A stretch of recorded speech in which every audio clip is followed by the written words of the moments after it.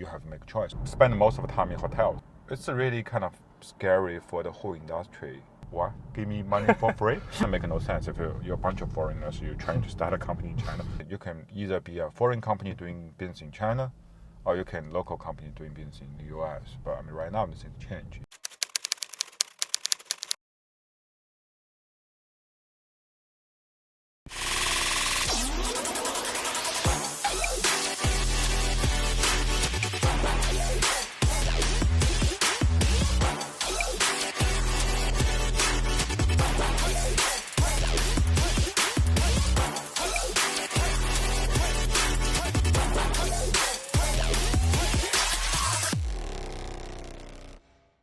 Ken, thank you so much for your time. Thank you for joining. Welcome to Between Meetings podcast. Okay.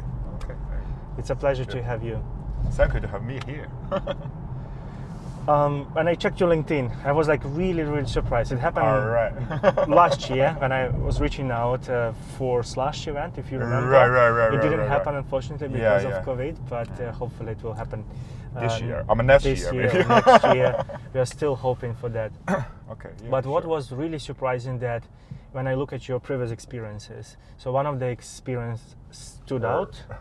It was Gobi Partners, and you spent there 16 years. Yeah. It's like, wow, it's really long time. Right. So I want to know a little bit more about the company, if you can briefly introduce, and what were your responsibilities, and why did you leave the company? Okay. After such a long time. Okay. I mean, Gobi is actually one of the very early kind of venture kind of capital firm in China. Like, we come to China like in back 2000, kind of 2001, 2002. So I joined the firm in 2003 as one of the first employee of the company. So, I mean, the company is it's like most the US nominated fund in China, we manage US dollar fund and invest early stage kind of technology companies. Mm-hmm. So, but I mean the special thing for Gobi is it's always kind of focused on early stage.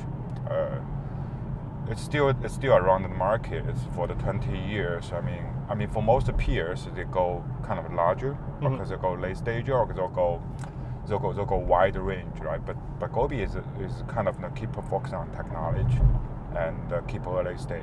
So I mean it's like it's a bunch of guys who is kind of stick what they're doing from very beginning to the time right now. I mean it's from personal perspective, I think I sort of appreciate the people doing they know what they're doing and they kind of like what they're doing and they keep on doing the things they kind of think they're good at.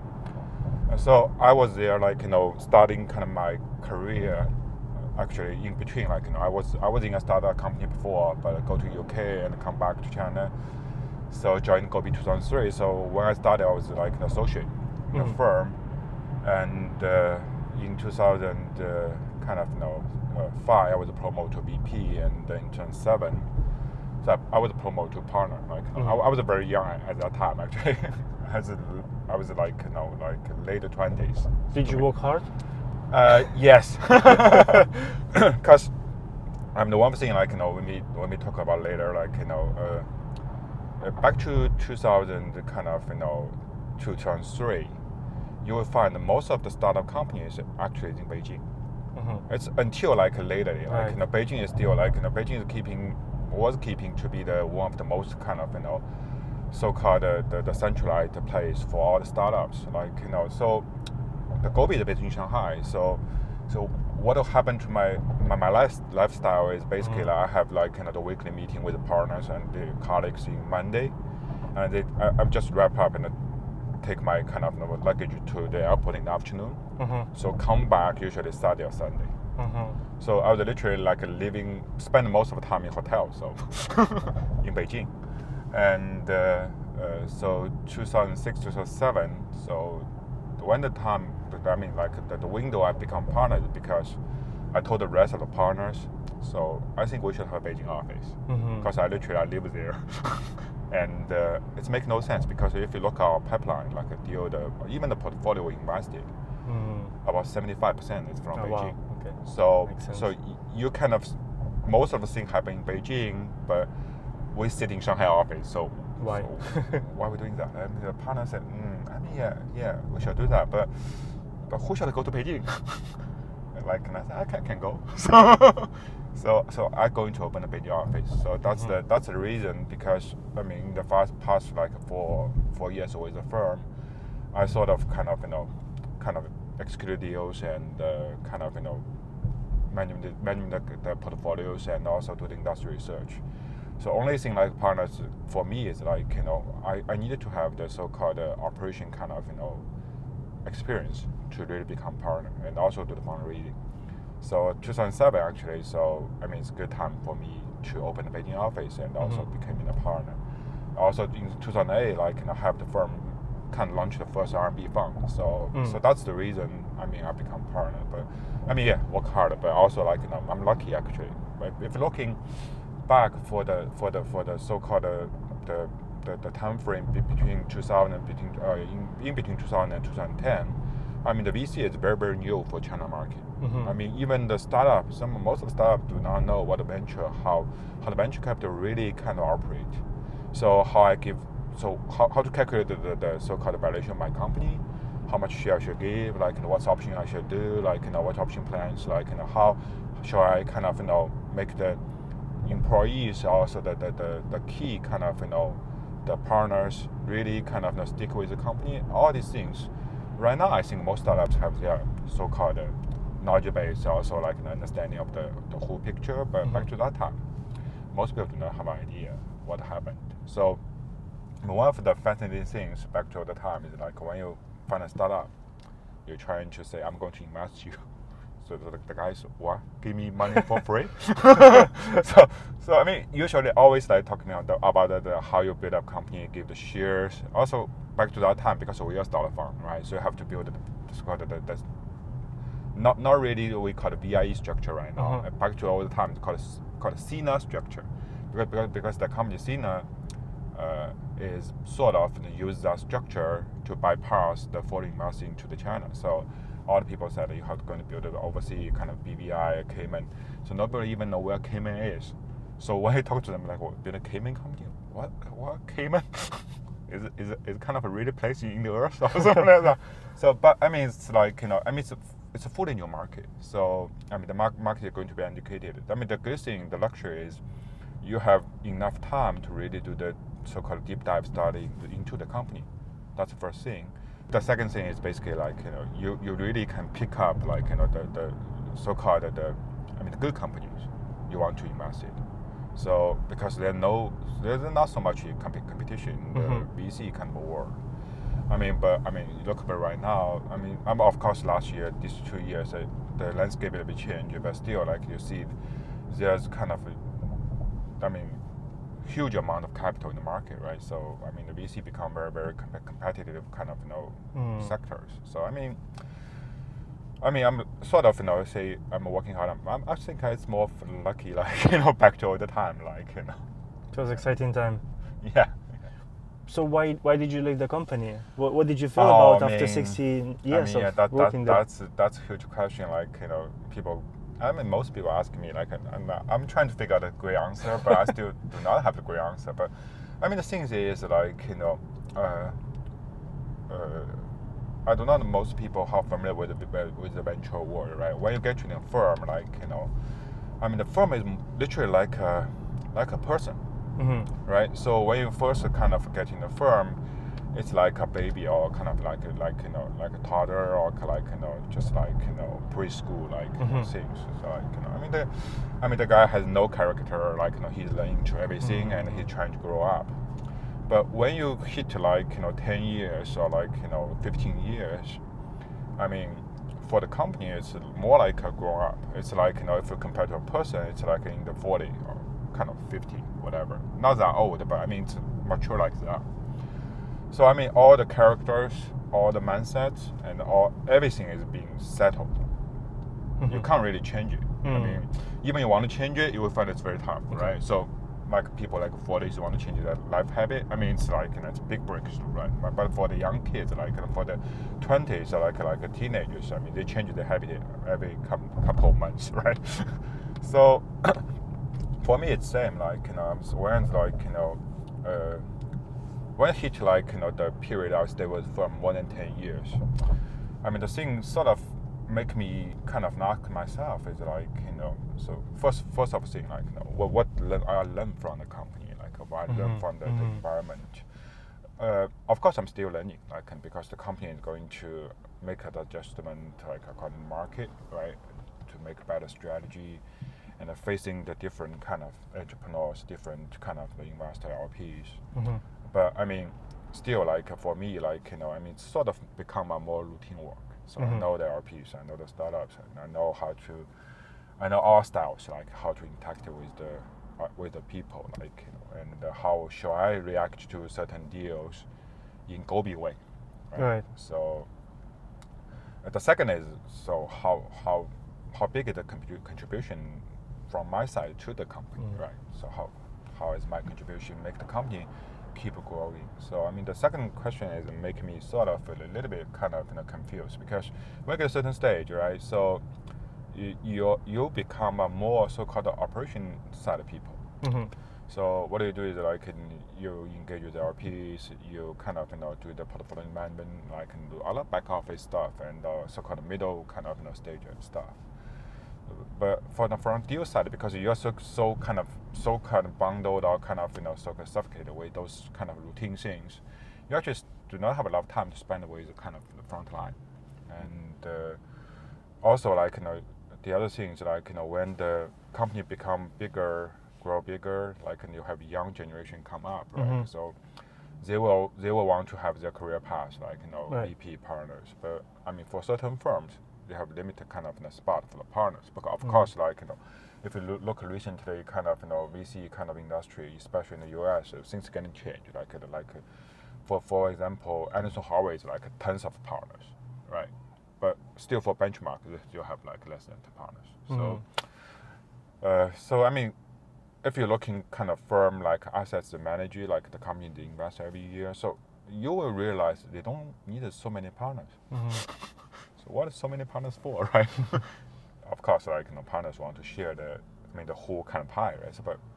So for me, I just like I feel like I mean it's great like for me to kind of stay in the so-called the place I'm familiar, and also sort of I kind of heavily participate to build up, right? And also I become, if you're looking all the kind of media, I sort of become the face of the Gobi, like for last kind of decade.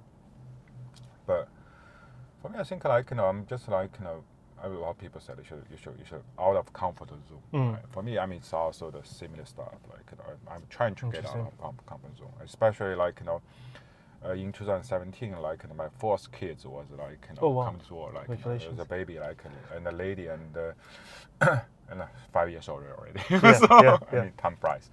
But I mean like when I just like I mean hold the baby, I think like I mean sometimes you have to make some change, right?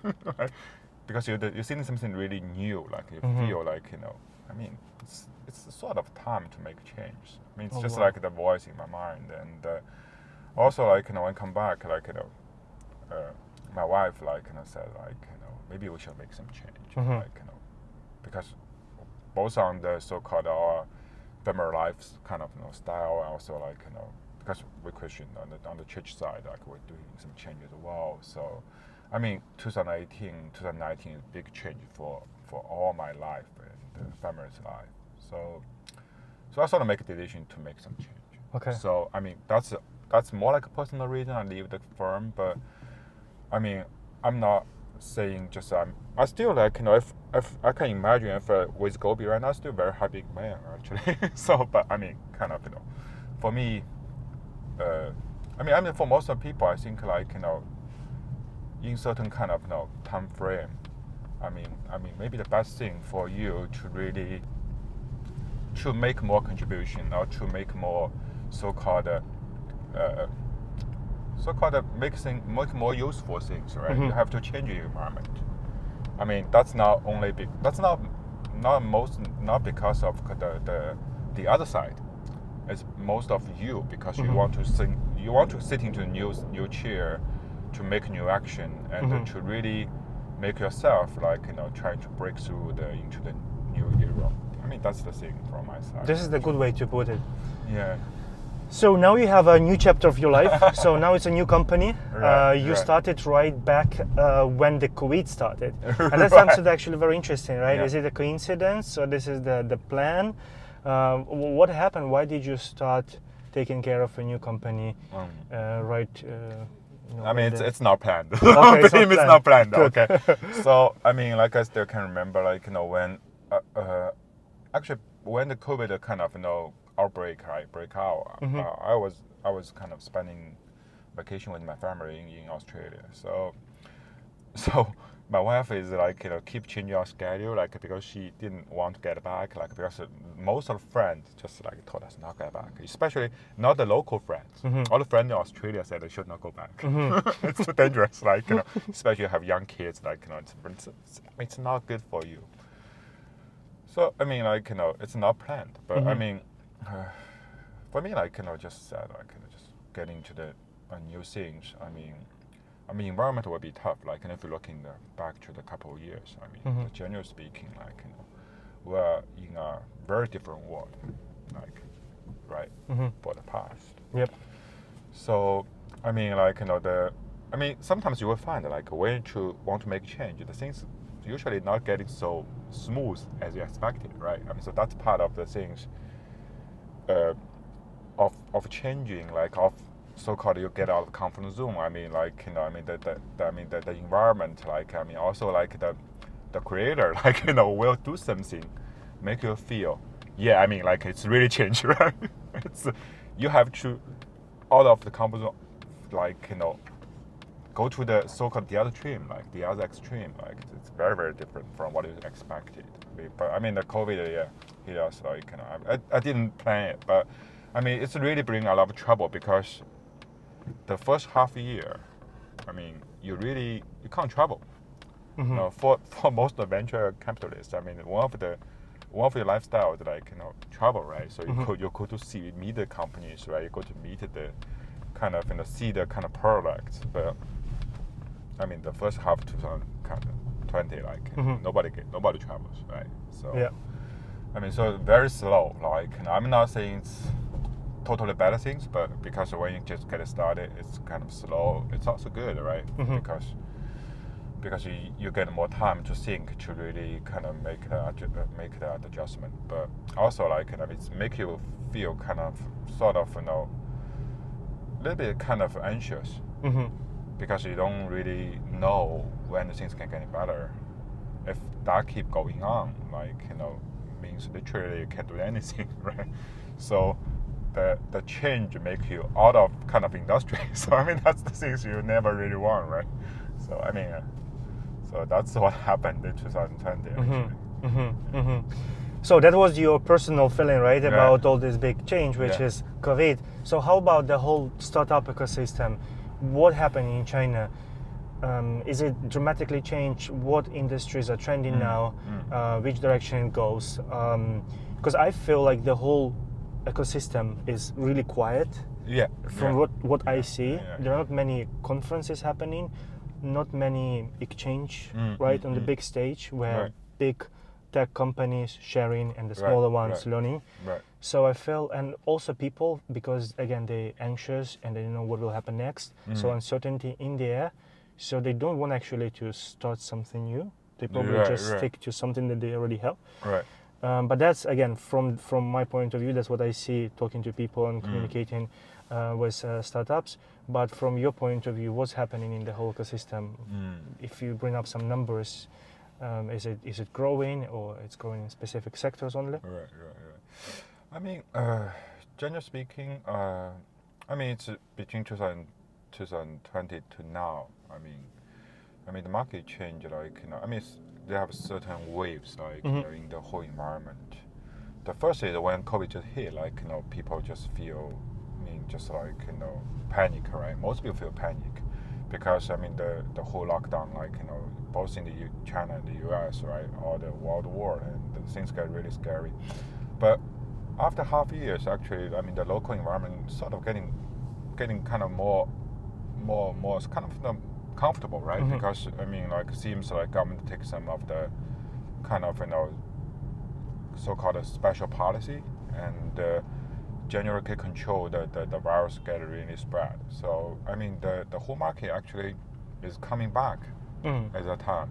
So that reminded me what happened 2008, 2009 when the so-called the financial crisis hit the US, right? That was the time the Lehman Brothers kind of go bankrupt, right? So it's really kind of scary for the whole industry, especially for the venture capital industry back to that time, because most of our LPs, because we kind of I mean back to that time, most people is kind of US nominated because our LPs are invested from US, so we all be informed to slow down our process, right? So you should control your kind of use of kind of proceeds. You should control the investment pace because we don't know how the things will go, right? And we don't know either we can fund the next fund or we don't really kind of we're still in the game or not. But I mean China kind of magically kind of get back in 2009 because of they opened the so-called Chinese market, like and also local market became vivid, and the so-called and the government takes some special policy, and because China is so-called not really foreign kind of exchange fully kind of so-called you cannot really change, right? So basically government choose some policy and really offset the whole kind of impact from international wise. So I mean the things getting back, and you see the booming in kind of 2011 and 2012, when 2014 or 15, the whole market really get a so-called get a peak. So when you're getting later 2020, you think maybe the things will replay again, right? So I mean, you sort of have a hope in 2021 things go okay. Yeah. But I mean, the worst part is because when getting 2022, right? So I mean, most people have kind of so-called the tension in their kind of in the nerd, because I mean the China kind of US kind of I mean kind of compete with each other. That was beginning even earlier, right? And the international kind of the policy kind of becomes so-called unpredictable, and the China seems very kind of play very hard this time, and so a lot of people have attention of the so-called policy things, right? Before that, people, I mean, last kind of 10, 15 years, I mean, people understand, right? There's policy issues, there's uncertainty, but I mean, that was things in their mind, but never really kind of ring the clock. But in 2000 after 2018, like I think people kind of keep that in mind, and but when 2022, like when Shanghai get locked down, most people just totally out of their kind of think like just like think like we cannot really predict what the government will do, and we cannot predict how tough the policy could be, and for that moment, and also like we see China government play very hard on the foreign kind of, not only China, US play hard on the so-called China kind of the US listed China companies, right? So a lot of companies get really kind of fined. Generally speaking, most of the big companies, internet companies, kind of so-called in sort of slow down or kind of layoff process.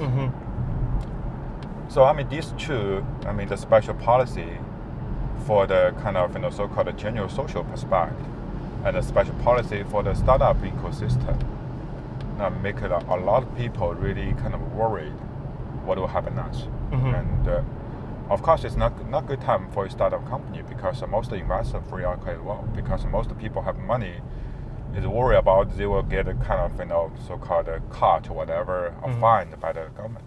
So I mean that's the time. I mean the whole ecosystem become so not freeze, but I mean it's quiet down. A lot of people, I know a lot of people, I mean, trying to get out from bigger firm to do their own startup back to last year. But I think most people change their mind and choose to stay if they not get laid off. Of course, some people get laid off, but I mean, instead of go to do the startups, they sort of trying to kind of keep keep option open, not really rush to kind of into the new things for now. So that's happening in the whole market. I mean, that's really hurting the whole ecosystem. And also like the impact not only on the short term, like for this year kind of time span. I think the impact will last longer actually, because I mean the uncertainty, and also the kind of the general government perspective for the startups. No people can really tell for now, and even the things kind of sort of can get it better even we open up. I mean the question will still be there. It will not change like a couple of years. I mean that will last longer than we expected. Okay. Just like what happened between US and China. Even today, I mean the Joe Biden and Xi Jinping sit down and said we are good, we're fine. I think people have still kind of keep worried for a couple of years. Right. When we see the results, yeah, right? until they see that the things fully kind of settle. So I mean that's the problem. Okay. And also I mean the other problem for the startup ecosystem, because I mean the funding wise, right? I mean the government is control, and I mean most U.S. investors is now really kind of so-called skeptical what happened next. So I mean for the startup ecosystem, I mean the funding becomes more cautious and less active. So I mean most startups, I mean if you hit big ideas, right? You want to hit big ideas, and either from technology perspective or from the so-called operation perspective, you have to have the outside kind of funding to support you. So that may be the problem for now. Okay. I mean the market is quiet as well, right? Yeah. I mean, the capital market is quiet. Well, we see what happens next, right? But of course we hope for the best. Right. Also, I know that the CMC Partner Capitals, right? Yeah. That's the company that you're working at the moment. So based on the LinkedIn, you have 3 US dominated funds and you have 2 RMB dominated funds. Right. Does it mean that you actually focus more on the companies outside of China, or Chinese companies trying to go global? Because that's one of the trends that we've been seeing for quite some time, right? And if that's the case, so where usually Chinese tech companies go overseas, which area is best for them, and what are the challenges they usually face? Okay, so I think like CMC is still is so-called China-focused fund, but I mean like of course they do a lot of kind of cross-border stuff. Like I mean at the very beginning it's more like you bring the US companies to China, right? And bring the foreign kind of entrepreneurs like ideas to China, or some of them like is like so-called to go overseas, like sell China products or sell China service to the overseas, like cross-border things. But I mean for now I think like right now I mean for the most technology companies, you have to make a so-called more kind of solid choice. You can either be a kind of focus China market focused companies, because you see government release a lot of kind of guidance on certain industry. Government try to so-called encourage it, like chips, right? Like just like the security, aerospace, all this stuff. Correct. And if you really look into this kind of guideline, you will find it's very, very kind of sort of encourage you, but also restrict you into certain areas. You have to be China local company. That means you can't really be a foreign company, and you can't really be a so-called companies trying to do the overseas business. You have to focus on local market for certain time instance, right? So, but for the other things like things like a lot of people know that the Web3, right? All the stuff. China have no rooms for those kind of companies. So if you are entrepreneurs in China, you have to go overseas, really support the market, because if in China, I mean the policy is very, very strict, and you're highly likely to be kind of to touch the certain red line, and so-called either good to be fined or the worst to get into jail, right? So I mean that's the things you don't want to touch in China. So I mean this become 2 ways. So if you are kind of still trying to live in the internet world, the whole kind of the next generation internet world or Web3, you maybe have to move to the overseas. So people are talking about metaverse or whatever, but that would be even further, right? So you have to go overseas and to find your ways to launch your products, start your business like for the first stage. But if you are so-called the core tech companies, I mean, local kind of money and the local kind of entity and focus on local market will be first priority, because I mean, you see the U.S. also restrict a lot of the company into the U.S. market, right? For the Chinese market, like for the those kind of digital camera companies and also so-called security and the so-called tech companies, equipment companies go to U.S. market, even in Europe right now. So I'm not really discouraging the guys, but I mean, you have to make a choice right now. It's not like before. I mean, it's so-called very open market, right? You can start a companies. You can kind of you can either be a foreign company doing business in China, or you can local company doing business in the U.S. But I mean, right now things change. You have to choose the side, right? You have to choose one side. So I mean, that would become big decision for you. And also, when you make the choice, you will find it's very hard for you to really swap your kind of emphasis for a certain time period. Of course, you're getting kind of certain stage. You become big company, larger companies. You can still rethink the whole kind of global strategy. But right now, you have to think so-called your local strategy. Even it's local in China or it's local in some the other countries, maybe Singapore, Taiwan, Japan, or North America. That's what people say, right? The globalization is not a trendy word at the moment. we see kind of ecosystems, right? China, this is one part. It's getting more closed. It's actually not that easy to cross borders at the moment, right? Regulation-wise and technology-wise as well. But I think globalization still happening, because I mean, if we think about different perspective, right? So the first generation globalization is more like the so-called the assets, right? So we're shipping the different things, like a factory, right? So we ship the different components from different part of the world and make the so-called we manufacture in certain kind of shop and sell in certain kind of countries, right? So assets is free flow from globalized, but workforce actually is very localized, right? So you have China factory, I mean, all Chinese working for the China factory, the Indian, like in the call center, all the people sitting in the Bangladesh, right? They call, like, make the teleconference or whatever, I mean, the call center. But people is literally, the workforce is literally in the local area. But I mean, for the next generation, like, for the startup, especially for the startup society, things maybe change. So all the startups will become globalized. So it means, like, when you, just as I mentioned, when you start a company, you have to choose where you're going to start your business. Not like before, like I'm localized, I'm in China, right? So I started whatever things in China first. So I figure out how to go kind of different place. But right now you have to have global perspective. So where shall I start my business? Maybe China. Maybe China is not best choice, right? So you have to just like from the startup workforce kind of perspective, you have to think about it, how to really globalize your view and make your choice more wise. So you will be mobilized to different place, right, to start up your own business instead of just staying in China trying to kind of use so-called local advantage. The local advantage is not really globalized anymore. So I mean that's the thing.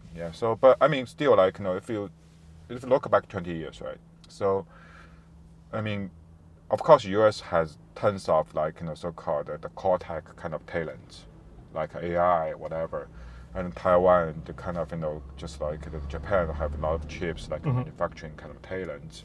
China has tons of kind of so-called internet kind of talents, right? So many big kind of internet companies, and most of the super apps is in China, right? So only few in the US. US do not have super apps, but some of the Southeast Asia. But so if you think about that way, before that, China, I mean, is famous for cheap labor. So we have a lot of labor force. We have tons of people. But right now, we have tons of internet kind of talents, and they may not able to kind of keep doing the things they do before in the China anymore. So that would become a so-called different workforce. We can really contribute to different part of the world. Could it be Southeast Asia, right? Could it be North America, or could it be Europe? So that's, I mean, maybe the next generation of the globalization. I mean, the talent globalization will be big things. I think this question asked a lot of times Yeah. by many people, Right. especially foreigners here in China, when Right. they're trying to fundraise. And this is, of course, a big challenge. And there are lots of startups also coming to me because we work with startups as well. Right. And they ask, like, help me to fundraise, right, from local VCs. And that's actually a challenge, right? And if you look at the number of scale-ups here in China or a number of unicorns, pretty much, I don't know, none of them actually foreign-funded startups. And then VCs, of course, if they look at their stats, they're not going to put money if they know that you're not going to be a next big scale-up or unicorn.